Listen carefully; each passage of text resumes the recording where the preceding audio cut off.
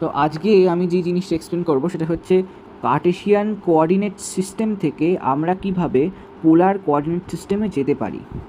তো এটার জন্য আমি ফার্স্টে বলে রাখি যে কীভাবে এই ট্রান্সফরমেশনটা হয়।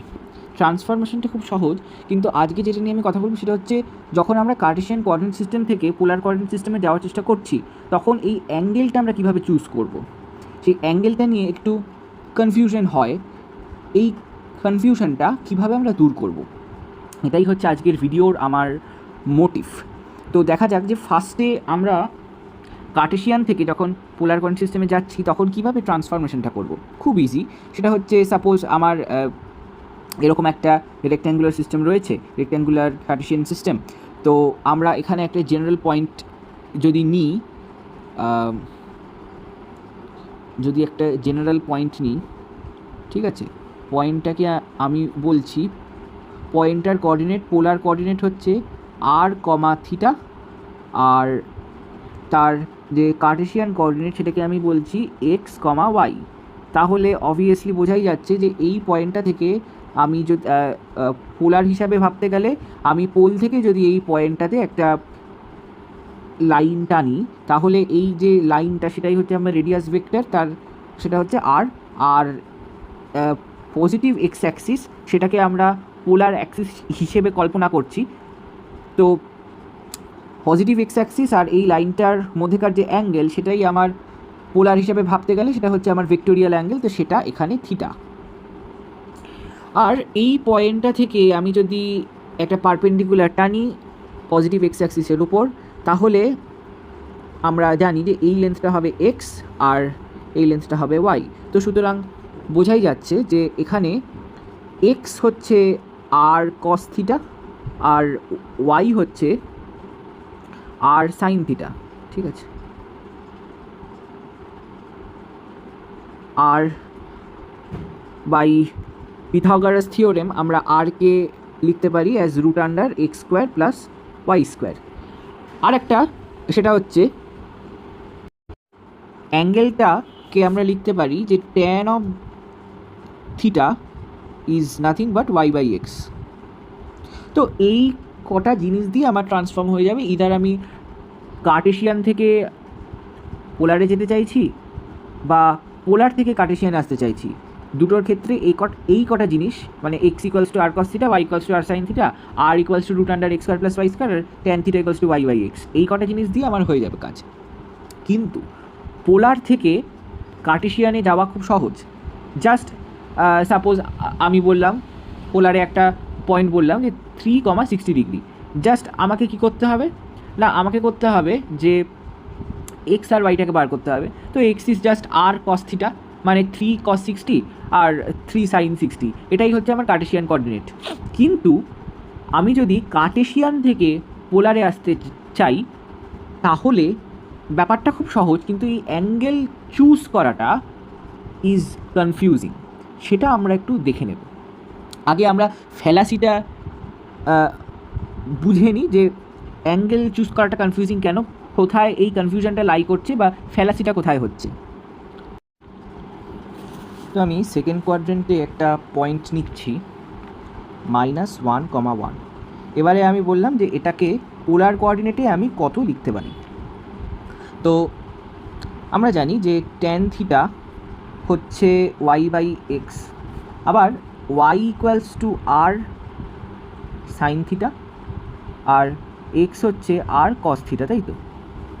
তাহলে এখানে ট্যান থিটাটা কি, ট্যান থিটাটা হচ্ছে 1/-1। খেয়াল করার বিষয় যে এখানে সাইন থিটাটা পজিটিভ হচ্ছে আর কস থিটাটা নেগেটিভ হচ্ছে, ঠিক আছে। তাহলে ট্যান থিটার ভ্যালুটা কত আসছে না -1 আসছে। ট্যান থিটাকে আমি কত লিখতে পারি, আচ্ছা -1টা কি, -1 হচ্ছে -tan π/4, ঠিক আছে। তো এটাকে আমি ট্যান অফ -π/4ও লিখতে পারি, ট্যান অফ -π/4ও লিখতে পারি। তো অ্যাঙ্গেলটা আমার -π/4 আসতে পারে, ঠিক আছে। অ্যাঙ্গেলটা আমার -π/4 আসতে পারে। -π/4 মানেই হচ্ছে 2 পাই মাইনাস পাই/4, এটা আমরা জানি। তো এটা একটা অ্যাঙ্গেল হতে পারে। আর কি অ্যাঙ্গেল হতে পারে? আর অ্যাঙ্গেল হতে পারে পাই মাইনাস পাই/4 হতে পারে। তার কারণ tan অফ পাই মাইনাস পাই/4 হচ্ছে মাইনাস tan পাই/4, সেটা ইকুয়ালস টু -1। এটা একটা অ্যাঙ্গেল হতে পারে। তো এই দুটো আমার অ্যাঙ্গেল হতে পারে, ঠিক আছে। তাহলে দেখা যাক যে যদি আমার অ্যাঙ্গেলটা 2 পাই মাইনাস পাই/4 হয়, ঠিক আছে, তাহলে থিটাটা যখন আমার 2 পাই মাইনাস পাই/4, সাইন থিটাটা কি গ্রেটার দ্যান 0 হচ্ছে? হচ্ছে না। কস থিটাটা কি লেস দ্যান 0 হচ্ছে? হচ্ছে না। উল্টোটা হচ্ছে, sine theta is less than 0 and cos theta is greater than 0। এবার আমরা যদি অ্যাঙ্গেলটাকে পাই মাইনাস পাই/4 নিই, তাহলে এটা স্যাটিসফাই করছে যে সাইন থিটাটা গ্রেটার দ্যান 0 হচ্ছে আর কস থিটাটা লেস দ্যান 0 হচ্ছে। তার মানে এখানে অ্যাঙ্গেলটাকে হতে হবে পাই মাইনাস পাই/4 অ্যান্ড অ্যাঙ্গেলটা 2 পাই মাইনাস পাই/4 হতে পারবে না। So that is the main problem, যে প্রত্যেকবার যখন আমরা থিটা বার করছি তখন আমাকে চেক করতে হচ্ছে সাইন আর কসটাকে, যে ওদের সাইনটা প্রিজার্ভ থাকছে কি না, তাই তো? সুতরাং আমরা চেষ্টা করব যে এমন একটা রুল বা একটা কন্ডিশন তৈরি করার যে এরকম বারবার চেক করতে হবে না। মানে এমনভাবে আমরা থিটাটাকে চুজ করব, তার একটা হচ্ছে সলিউশন, আমরা যদি থিটাটাকে অ্যাকিউট অ্যাঙ্গেল নিই। আবার বলছি, আমরা যদি থিটাটাকে অ্যাকিউট অ্যাঙ্গেল নিই তাহলে আমার সুবিধা কী হবে? তাহলে সুবিধা হবে থিটাটা আমার ফার্স্ট কোয়াড্রেন্টে থাকছে, মানে অ্যাঙ্গেলটা আমার ফার্স্ট কোয়াড্রেন্টে থাকছে। আর থিটাটা যদি অ্যাকিউট হয় মানে ফার্স্ট কোয়াড্রেন্টে থাকছে, তার মানে সব কিছু গ্রেটার দেন 0, মানে sine cos tan, sine and cos এরা গ্রেটার দেন 0। তো আমার কোনো অসুবিধা হবে না। সেই কারণে আমি আগেই বলেছিলাম যে ফার্স্ট কোয়াড্রেন্টে থাকলে আমার কোনো অসুবিধা হবে না, ঠিক আছে। বা আরেকভাবে আমি বলতে পারি যে থিটাটা যদি 0 থেকে পাই/2 মধ্যে হয়, ঠিক আছে, তাহলে আমরা জাস্ট একটাই ভ্যালু পাবো থিটার, আমরা থিটার একটাই ভ্যালু পাবো।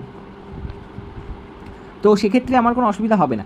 কেন অসুবিধা হবে না একটু করে দেখা যাক যে আমি কি বলতে চাইছি।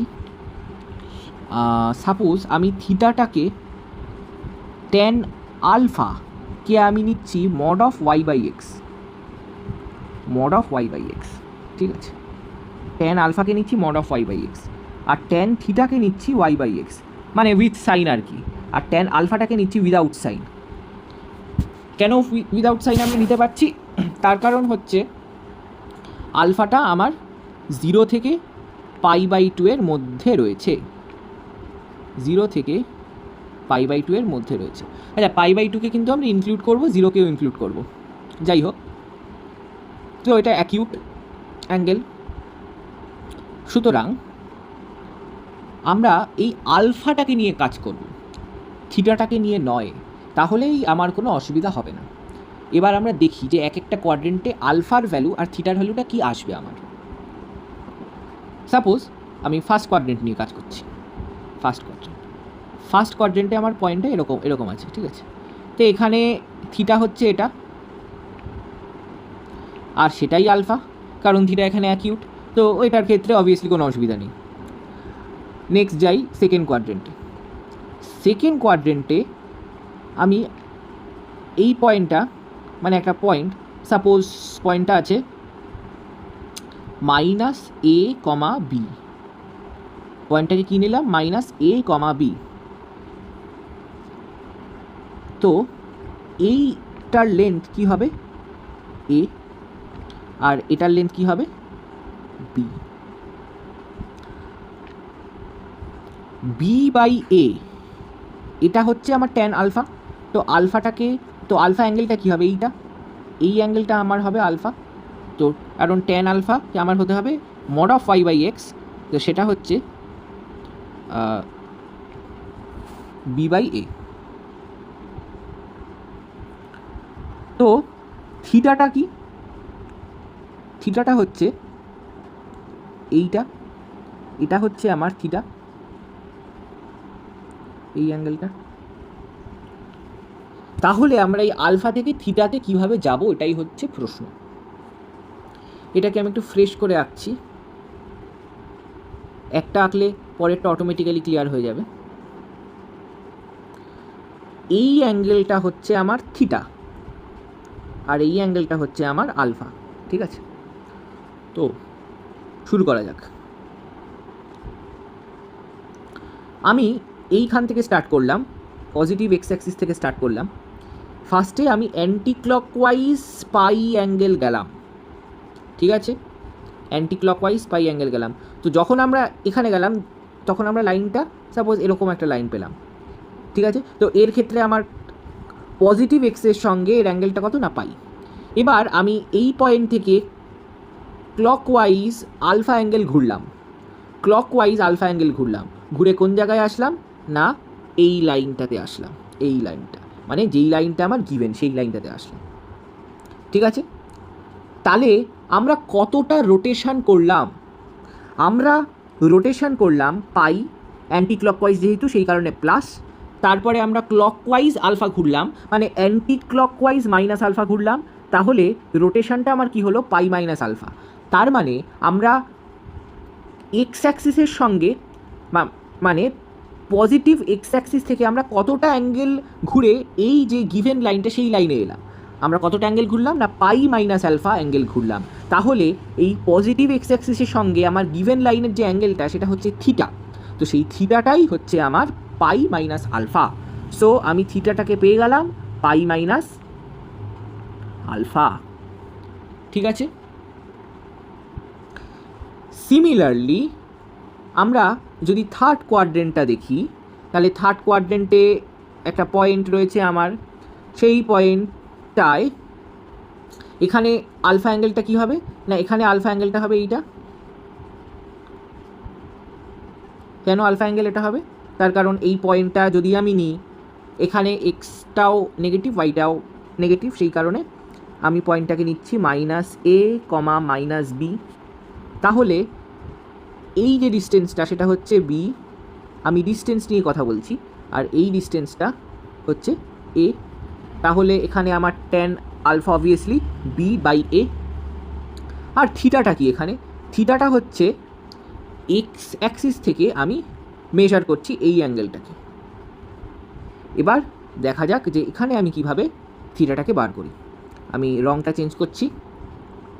প্রথমে আমি এইখান থেকে পজিটিভ এক্স থেকে আমি কি করলাম, পাই অ্যাঙ্গেল ক্লকওয়াইজ ঘুরলাম, পাই অ্যাঙ্গেল ক্লকওয়াইজ ঘুরলাম।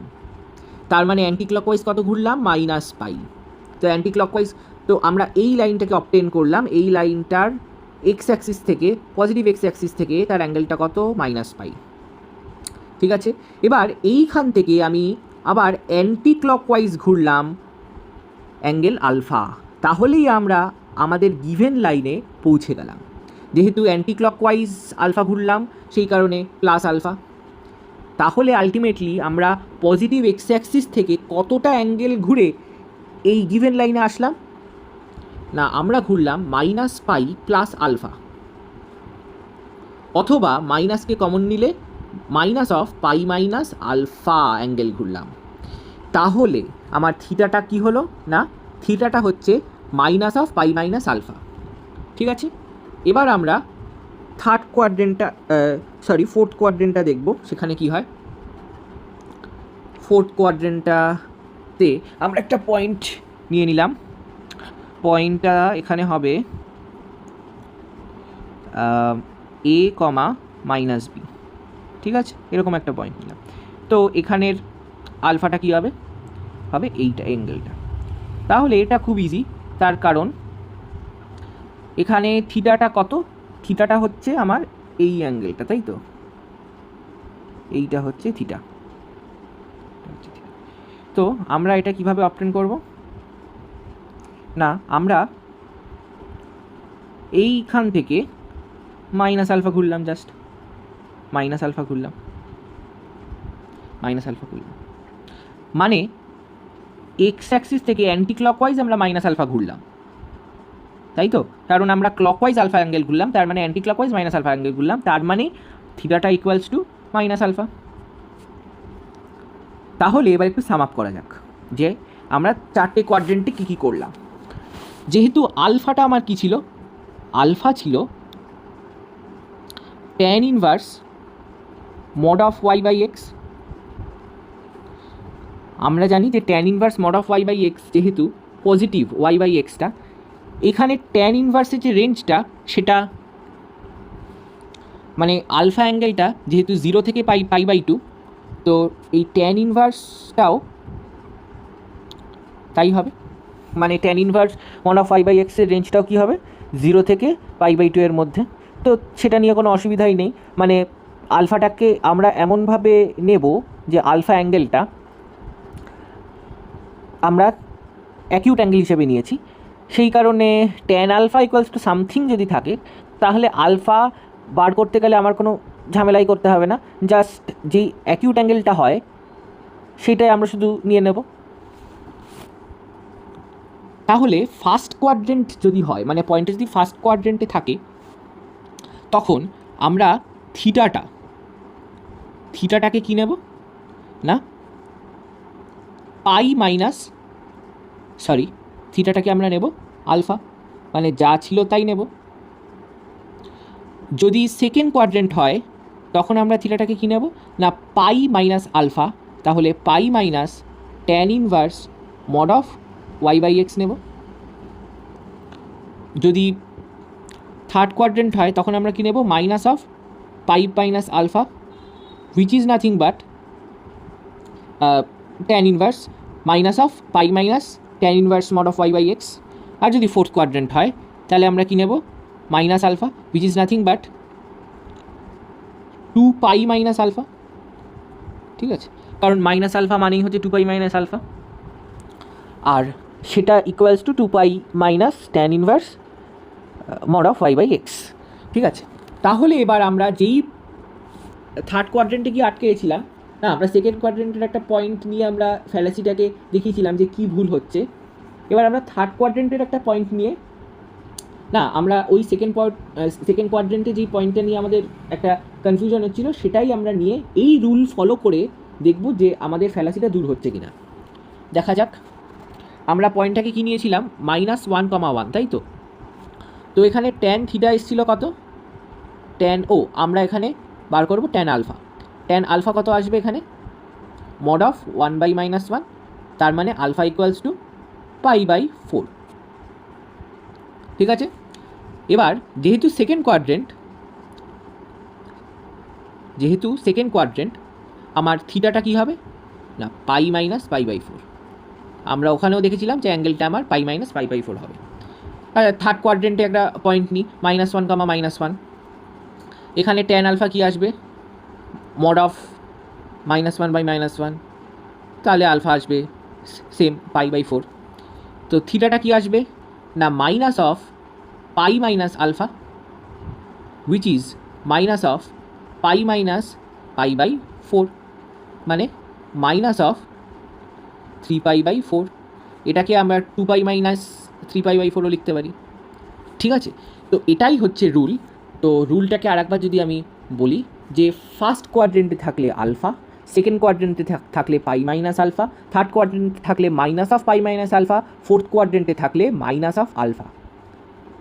তো এটাই ছিল আজকের ভিডিওর মোটিভটা। Thank you.